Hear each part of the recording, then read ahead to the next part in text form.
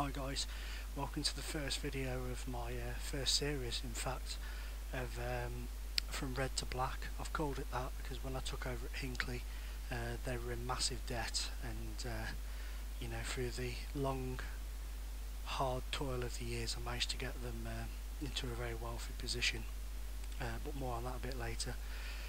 As you can see here, this is the end of the season table from my first season.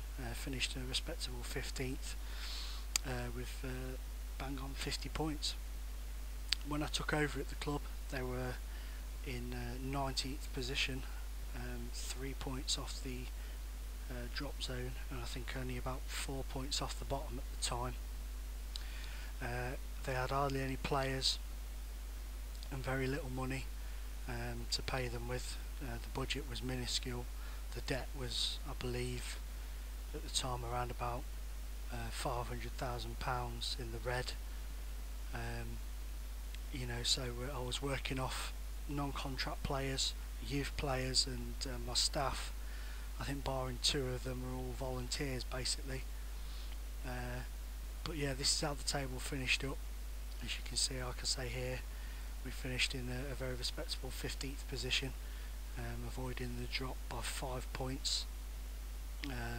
It's a lot closer than what I remember it being. I thought we were a lot further away than that, but obviously not. Altrincham won the lead that year, and Workington went up in the playoffs. It was a great season. I enjoyed the battle of getting out of the relegation fight, which clearly showing that didn't end until the last day of the season. Okay, so this is where I took over. My first game in charge was Vauxhall Motors at home, which you can see there we lost 2-1 in front of 319 fans. The fan base was terrible at the time. Some of the games down the line, I know for a fact we only got about 150 fans turning up at some of the games. If you're wondering why it took me to the 19th of January to take over at a team, basically what I do is, when I start one of these underdog games, is I start with all the English leagues loaded up and the Premier League of the Finnish division, and I change the start date of the game to the January 2013 in Finland. So I take over normally midway through January, as I've done here. It didn't take me long to get my first win, as you can see. We picked up 2 and a bounce after the Vauxhall setback. A 4-0 win against Droylsden, who I believe were struggling down the bottom with us at the time, and then Colwyn Bay were beat. Then we got knocked off our pedestal a bit, just as I thought, you know, we might be able to pick up some decent results with 2 3-0 defeats on the bounce. And then, you know, there was a more steady results package that came in after that, with the win at Bishop Stortford, Gainsborough, again at home to Droylsden and Corby. We were doing well. We were beating teams that were in and around us. Workington, I think we were 2-0 down and pulled back to 2-2 if I remember rightly, and lost 3-2 in the home game there. But yeah, you know, we picked up some good results. Luckily the Bradford Park Avenue 4-1 victory really gave us the edge over the other guys in the division, which, you know, meant that 3 draws in the last 3 games was just enough to keep us up that year. But yeah, I enjoyed the first season more than most. It was a very, very satisfying time that season was. Right, the following season was our year. In the summer I lost a lot of players. I'll show you the ins and outs in a minute of the season before, well, this season and the season before, but as you can see, the form must have been a lot better. You know, we only lost 8. We conceded the 3rd least goals in the league, I think, and we managed to bag quite a few as well. Finished quite a bit behind 2nd and 1st, to be honest, but yeah, we managed to get through to the playoffs and successfully get promotion that year. It was it was a very enjoyable season because we finished above the local rivals, the Neaton town, which coincidentally is actually where I'm from. I'm from the Neaton. I live in Hinckley now. I don't really support either of them. I'm actually a Crew fan, but don't hold that against me. But yeah, so the promotion we picked up that season was probably the best one because I didn't think it was going to come at all. We lost a lot of players, had to cobble together a squad. I mean, I'm very thankful to Coventry City, to be honest, because they released a lot of players who we picked up. Okay guys, so here's the fixture list. As you can see, we started off very well, better than I thought. We started off with a good win and a few draws, and we went 8 games. It took us 9 games to lose, so it was a much better season than I remembered. The start of it anyway. Picked up some very good wins as well. Kettering, who finished second in the league, we beat them 4-1 at their place. A nice 4-0 win away at Solihull Moors as well. So some big hitting games in the opening stages of the season. Just move it down a little bit now.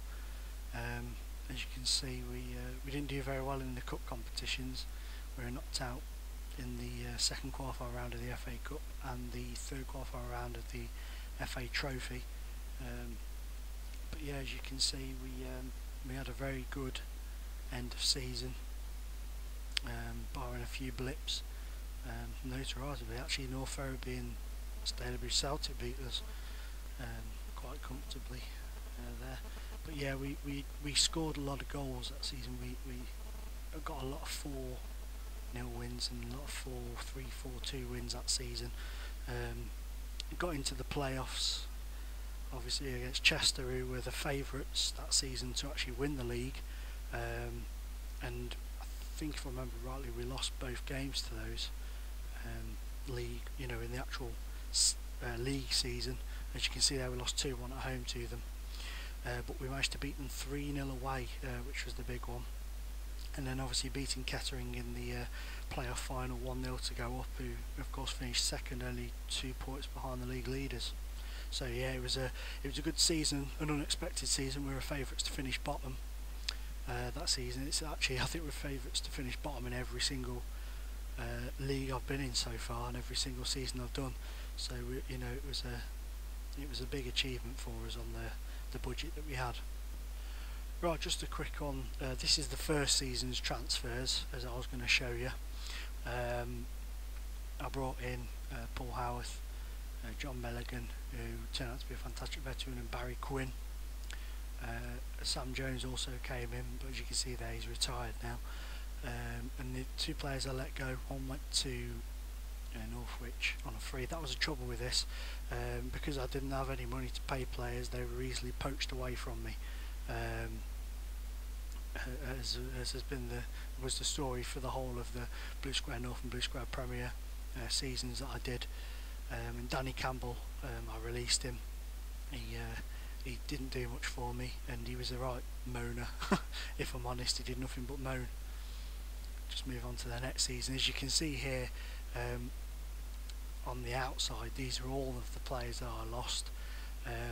Dudley and Lister, the 2 at the top there, they were on actual wages, and I think I could only afford to pay them £20 a week, and they wanted £200, £300 a week when their contract was up for renewal, so they had to go.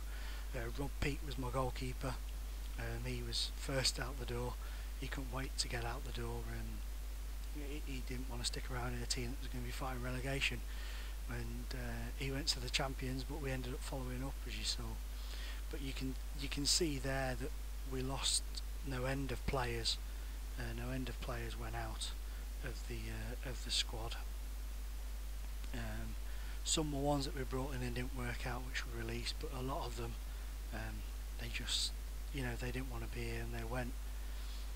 It was as simple as that. Barry Quinn was disappointing because he was the rock for my team at the time.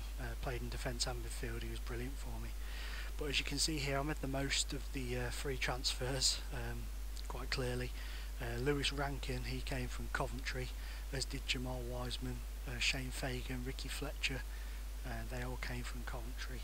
I don't think there are any more. Oh yeah, Will Roberts, he came in from Coventry as well.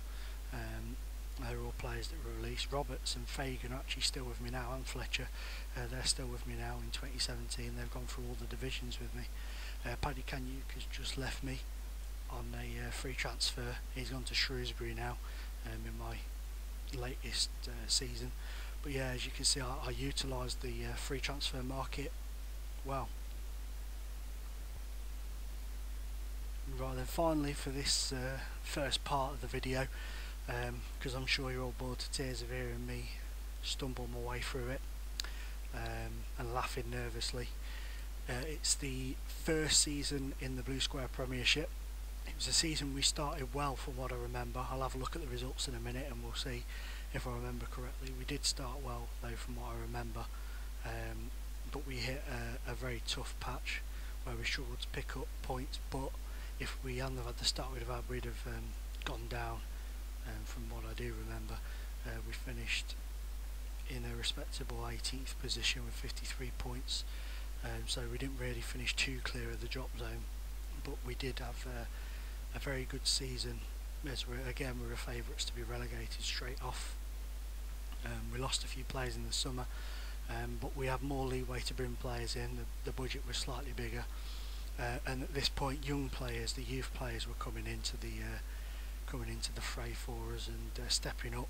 I took a lot of risks, threw a lot of young players in that weren't really good enough to be playing in the first team, but the risks had to be taken, and the more first team football they picked up, the better they became, and they actually went on to be better than what the reports suggested they would by some way in some cases, and there's a few of them that are still in the team today. A young guy called Fabian Lomas, I think he debuted that season. It was his first major season. He's still in my team now, and he's being looked at on a few occasions by championship clubs and whatnot. So, you know, it takes them a while, some of them, to get to the standard to sell them for good money, but it does work. I'm proof of it. Yeah, so as you can see, we started the season fairly well, to be honest. Not quite as well as I thought we did, but we did start it well with the 3-1 win at home to Ebbsfleet, and then we got battered by local rivals Tamworth on telly as well, which was even more of a kick in the crotch. But yeah, you can see here that we did have a good start, mainly because a lot of our games were at home in clumps at the beginning of the season. Beating Hereford was a big one for us because I think they were one of the favourites to go up. You can see there we lost to the champions away, Cambridge 5-2, which started a bit of a blip for us, started a bit of poor form. Yeah, it was quite, you know, it wasn't until we played Southport away we picked up our win, but again, you know, we went away to Torquay immediately afterwards and got we were at home to Torquay immediately afterwards and got a spanking. It was inconsistency that really dealt the blow that season. A lot of draws in there that saved us, to be honest. Didn't really have too many blocks of defeats where there's more than 2 in a row, but we didn't have, you know, consistency was the big issue that season, the big issue by a long shot. The one major positive that season, as you can see cropping up here and there, are FA Trophy games. This was the beginning of quite a phenomenal run for myself of winning a trophy every season so far since this season. I won the FA Trophy for the first time this year against Dagenham and Redbridge quite comfortably as well, 2-0. I remember the game very well, with it being my first trophy of the saga, so to speak, of Hinckley United. We beat Dagenham and Redbridge obviously 2-0, and it was a very comfortable performance from what I remember, and there wasn't really too much to worry about. As you can see though, after that we lost 4 of the last 5 games in the league and dropped right down the table, so it came at a cost, but it was worth it to pick up a minor trophy. So that's the first part of the video. I think I've bored you enough for now. I'll be coming back shortly with the next few seasons.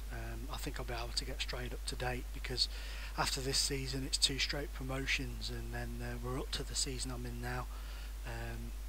So thanks for watching. I'm sorry if I've bored you to tears. Why don't you subscribe to my page, that'd be great, and I'll see you soon. Thanks very much again, people.